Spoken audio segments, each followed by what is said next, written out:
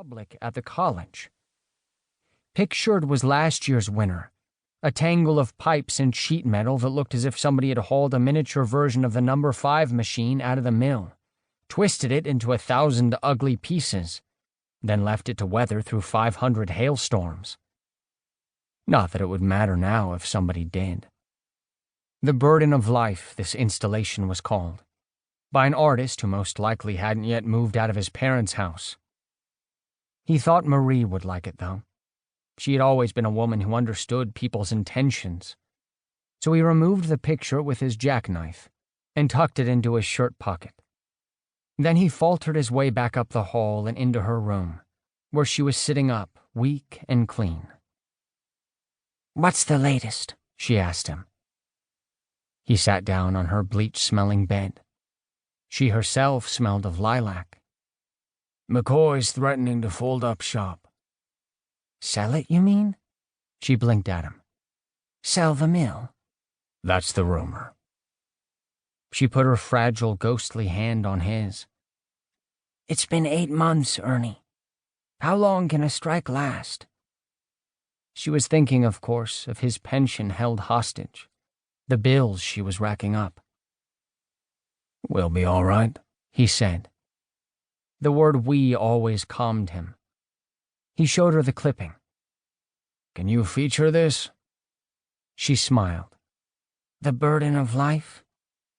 "You should have called it The Burden of My Big Head."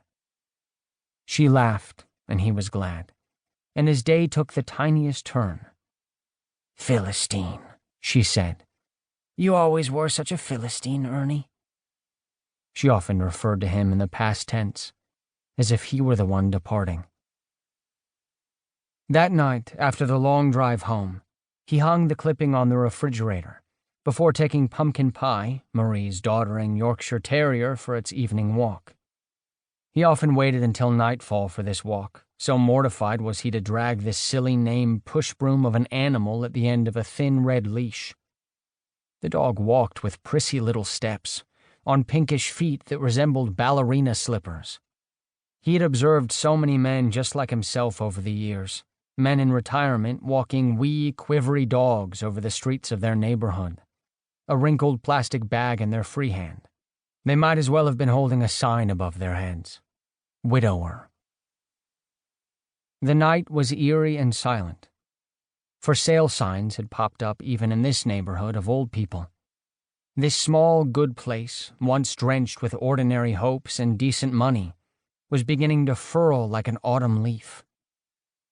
At the foot of the downhill slope of Randall Street, Ernie could see the belching smokestacks of Atlantic Pulp and Paper, the dove-gray plume curling up from the valley, an upward, omnipresent cloud rising like a smoke signal, an offering to God.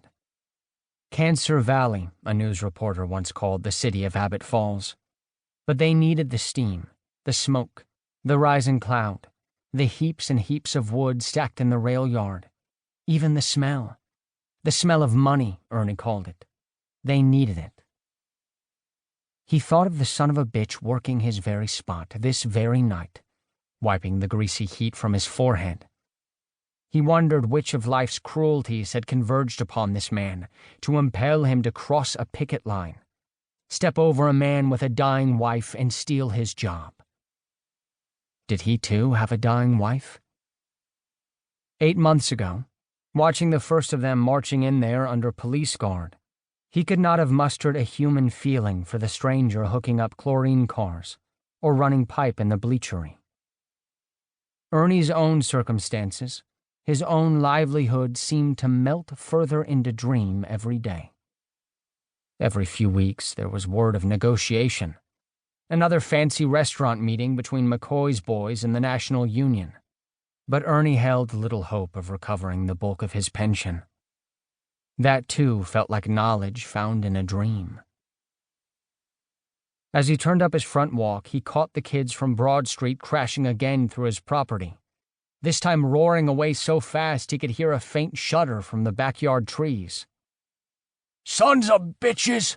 he hollered, shaking his fist like the mean old man in the movies. He stampeded into the backyard, where Marie's 2 apple trees, brittle and untrimmed,